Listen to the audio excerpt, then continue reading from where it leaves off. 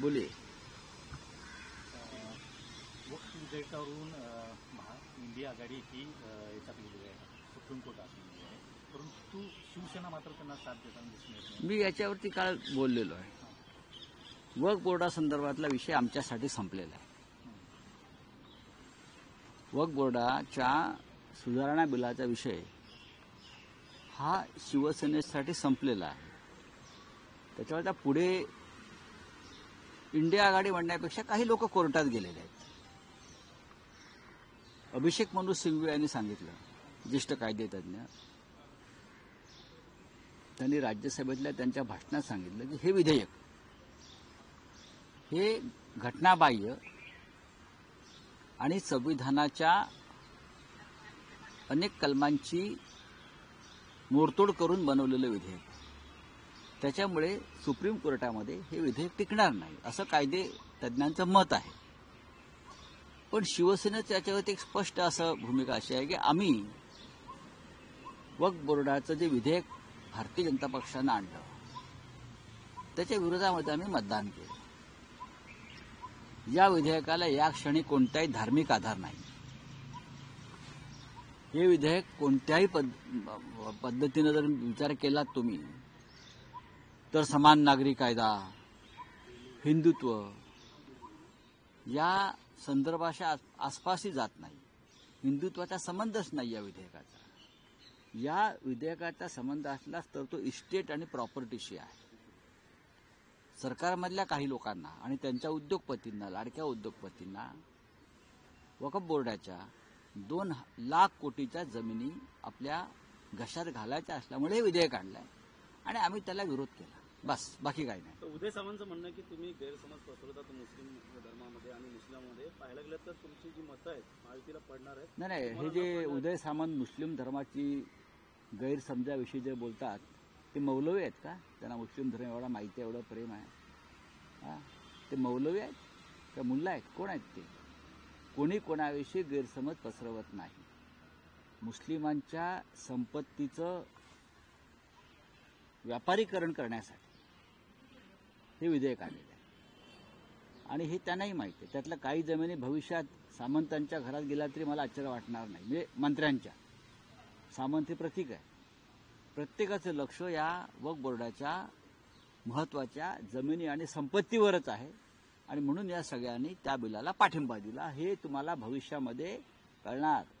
अमित शहांच्या भाषणामध्ये हे वारंवार आलेलं आहे, आम्ही जमिनी विकू. ज्याला घटनेचा आधारच नाही जमिनी विकण्याला, अशा प्रकारे जमिनी विकू असं ते म्हणतायत. की कोणासाठी जमिनी विकू, कोण घेणार? चर्चा देखील जमिनीवरती आता डोळा आहे का? आरएसएसच्या मुखपत्रामध्ये देखील ऑर्गनायझरने तो लेख मागे घेतला. त्यांचं म्हणणं की जुना लेख होता. जुना लेख असला तरी ते पोटात होतं ते ओठावर आलं ना. मुस्लिमांच्या जमिनी ताब्यात घेतल्यावर चर्चेस, ख्रिश्चनांच्या जमिनी, पारशांच्या जमिनी, देरासर, देवस्थानांच्या जमिनी, अशा अनेक जमिनीवर त्यांचा डोळा आहे. अशा अनेक जमिनीवर त्यांचा डोळा आहे आणि हे सरकार जोपर्यंत आहे तोपर्यंत या देशातल्या देवस्थानाच्या प्रत्येक धर्माच्या जमिनी हे ताब्यात घेऊन त्याच्यावरती आपल्या उद्योगपतींना टॉवर्स उभे करण्याची संधी देईल. राऊत साहेब, अमेरिकेत सध्या जे घडतं आहे, राष्ट्राध्यक्षपदी नेमणूक होऊन अवघे 2 महिने उलटत नाहीत, तोच ट्रम्प यांच्या विरोधात जनता रस्त्यावर उतरली आहे. त्यांना उद्योगपती एलन मस्क यांची ट्रम्पशी असलेली युती मान्य नाही आणि तो असंतोष अमेरिकेच्या रस्त्यावर पाहायला मिळतो. अमेरिकेच्या जनतेचं त्याबद्दल अभिनंदन केलं पाहिजे. लोकशाही काय असते आणि लोकशाही वाचवण्यासाठी जनता काय करू शकते हे भारताच्या स्वातंत्र्य लढ्यात जसं दिसलं तसं आता अमेरिकेत दिसतंय. अमेरिकेतल्या 50 राज्याची जनता, 50 राज्यातली जनता ही ट्रम्प आणि उद्योगपती मस्क म्हणजे तिकडले अडाणी त्यांच्या विरोधामध्ये रस्त्यावर उतरली. आणि कोणाला वाटत असेल की अमेरिकेत जे घडलंय ते भारतात घडणार नाही, भारतामध्ये सुद्धा अशा प्रकारचाच स्फोट होण्याची भीती मी वारंवार व्यक्त केलेली आहे आणि ते होणार. हा देश विकला जातोय. जसं अमेरिका एलन मस्कला विकली जाते तसं हा देश मोदी आणि अमित शहाच्या लाडक्या उद्योगपतींना विकला जातोय आणि वक्फ बोर्डाचं बिल ही त्याची एक महत्वाची पायरी आहे. सर्व काही अडाणींच्या घशात जात आहे हे स्पष्ट दिसतं. धारावीपासून ते वक्फ बोर्डापर्यंत एलन मस्कला सुद्धा त्याच पद्धतीनं अमेरिका विकली जाते ट्रम्पकडून. आणि या देशामध्ये सुद्धा या देशातल्या राज्यात गावागावामध्ये सुद्धा अमेरिकेप्रमाणे लोक रस्त्यावरती उतरून क्रांतीचा झेंडा फडकवल्याशिवाय राहणार नाही. पण राऊतसाहेब, जो आक्षेप आहे तो उद्योगपती एलन मस्क यांचा सरकारी धोरणांमध्ये असलेला मग आमच्याकडे नाही का? हस्तक्षेप म्हणजे पहिला जो निर्णय झाला सरकारी नोकऱ्यांमध्ये कपात, तो जो हस्तक्षेप वाढतो आहे त्याला जास्त विरोध आहे. म्हणजेच उद्योगपती तुमचा लाडका असल्यामुळेच तो हस्तक्षेप करू शकतो ना एलन मस्क. जसं या देशामध्ये 2 किंवा 4 उद्योगपती या देश चालवत आहेत, हस्तक्षेप करतायत, त्यांच्या सोयीनं धोरणं बदलली जात आहेत, कामगार कायदे बदलले जात आहेत. हे त्यांच्यासाठीच आहे ना. लोक रस्त्यावरती देशात सुद्धा येणार आहेत. हिंदुस्थानमध्ये सुद्धा अमेरिकेतल्या 50 राज्यात ज्याप्रमाणे जनता रस्त्यावर उतरली आहे, उद्या ट्रम्पच्या व्हाईट हाऊसमध्ये घुसून ट्रम्पला फटकवलं तरी आश्चर्य वाटणार नाही. या देशात सुद्धा तेच घडणार आहे. म्हणून मी वारंवार म्हणतोय की नरेंद्र मोदी 2025चा काळ पूर्ण करतील का, मला शंका वाटते. 3,000 मार्केट कोसळलेलं आहे. याचा परिणाम जो आहे मार्केट शेअर मार्केट सेन्सेक्स 3,000 अंशांनी कोसळलं. हो, पण मोदी परदेशात आहेत, फिरतायत. त्यांना देशामध्ये काय कोसळलंय याचं काय पडलंय. ते 20,000 कोटीच्या अलिशान विमानातून फिरतायत.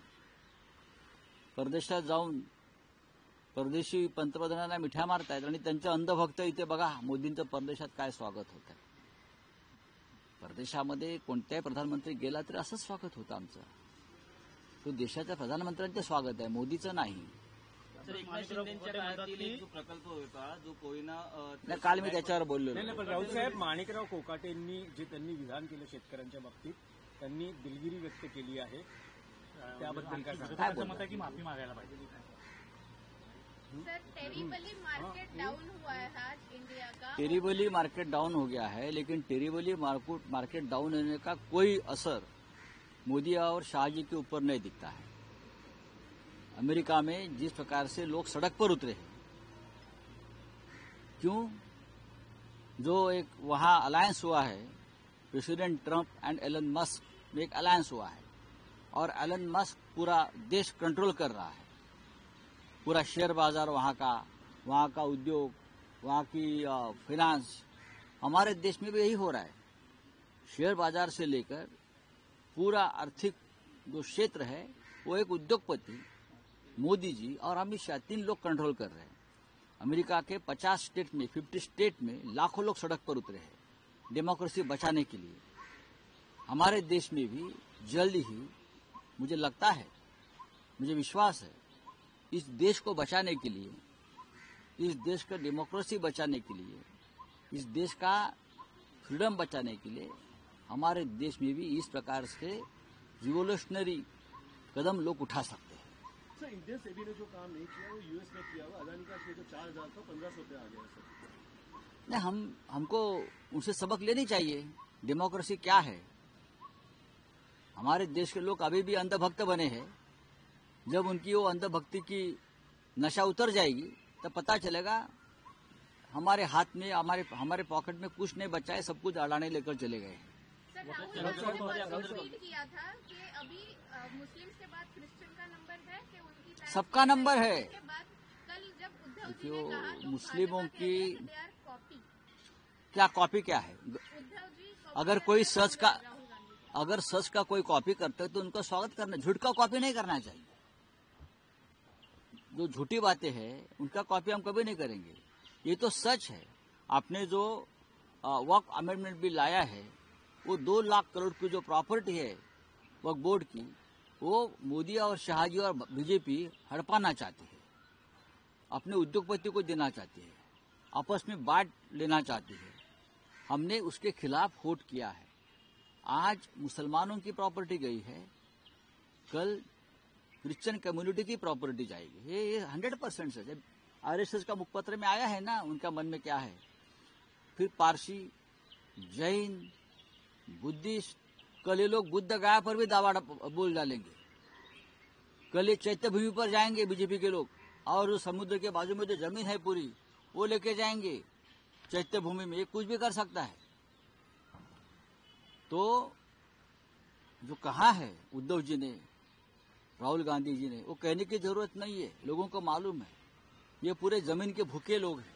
साहेब, उपमुख्यमंत्री एकनाथ शिंदे असं म्हणतात की काही जण मस्करी करायचे, पद्मनाभ मंदिर पे भी मंदिर वही बनाएंगे, तारीख नहीं बताएंगे, पण नरेंद्र मोदींनी मंदिर ही उभारलं, नरेंद्र आणि मोदी लोकार्पण ही झालं त्याचं. हे जे एसएनसी आहेत, एसएनसी त्यांना इतिहास माहीत नाही, ते एक नंबरचे खोटारडे आहेत. ते कधी बेळगावच्या आंदोलनात नव्हते आणि म्हणतात मी बेळगावच्या आंदोलनात होतो. शिवसेनेनं अयोध्येचं आंदोलन केलं तेव्हाही ते कोठे नव्हते.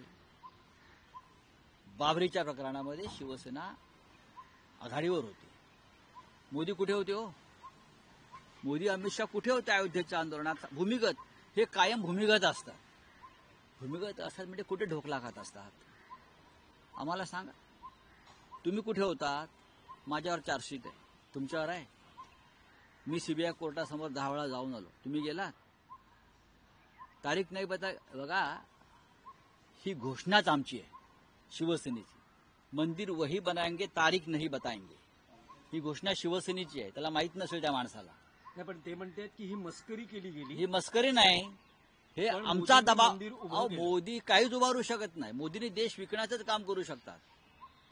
कुठे मंदिर, सर्वोच्च न्यायालयाच्या माध्यमातून मंदिर उभारलं आणि हजारो लाखो करसेवकांच्या बलिदानातून मंदिर उभारलेलं आहे. या गांडूंच्या सहकार्यानं नाही उभारलं, जे पळून गेले. खोटं बोलतात ते. चला, धन्यवाद. एक आहे की मराठी भाषा वापरासंदर्भात मनसेनं सुरू केलेलं आंदोलन पक्षाचे अध्यक्ष राज ठाकरे यांनी तूर्त थांबवलंय. ते म्हणाले पण मराठी मुद्द्यावरचं लक्ष हटू देऊ नका. बघा, तुम्हालाही माहिती आहे, आम्हालाही माहिती आहे कॅफेमध्ये काय चालतं ते. चला.